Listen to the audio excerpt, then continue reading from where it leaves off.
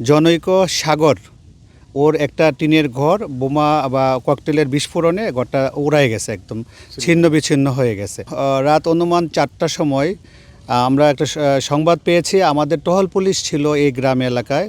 ওনারা এটা প্রথম শব্দ শুনতে পেরেছে, পরে আমাকে জানাইছে যে গ্রামে জনৈক সাগর ওর একটা টিনের ঘর বোমা বা ককটেলের বিস্ফোরণে ঘরটা উড়ায় গেছে, একদম ছিন্ন বিচ্ছিন্ন হয়ে গেছে।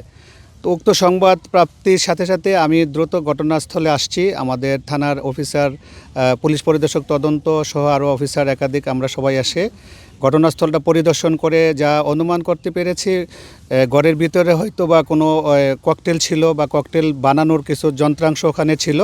তো এগুলো হঠাৎ করে বিস্ফোরিত হওয়ার কারণে যে ঘরের চাল টিন যে আছে বিভিন্ন দিকে ছিন্ন ভিন্ন হয়ে উড়ায় গেছে। পরে আমরা আশপাশ থেকে আরও তথ্য কালেক্ট করার চেষ্টা করছি।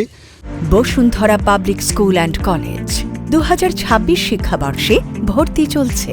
পরে এখান থেকে 2 জন আহত হয়েছে, তাদেরকে ঢাকা প্রেরণ করেছে শুনেছি। পরে আরেক খুঁজতে খুঁজতে এদিকে সংবাদ পাইলাম, আমাদের এই যে ঘটনাস্থল দেখতে পেলেন এখানে যে মোলাই ব্যাপারী কান্দির এই যে রসুন ক্ষেতের মধ্যে একটি লাশ পাওয়া গেছে। লাশেরও শরীরের যে অবস্থা দেখলাম, বোমা বা ওই যে ককটেল বিস্ফোরণের আঘাতে হাতে কবজি টবজি এগুলা ছিন্ন বিচ্ছিন্ন হয়ে গেছে। শরীরের বিভিন্ন জায়গার মধ্যেও আঘাতের চিহ্ন পাওয়া গেছে। তো মূলত আজকে এই গ্রামে কোনো ঝগড়া বিবাদ হয় নাই, কোনো পক্ষ বিপক্ষ ছিল না, সংঘর্ষের কোনো ঘটনাও নেই।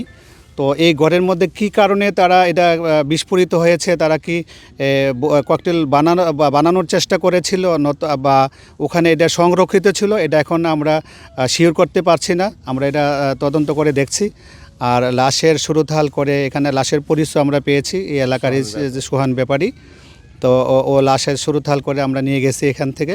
পরবর্তী আইনগত ব্যবস্থা প্রক্রিয়াধীন আছে।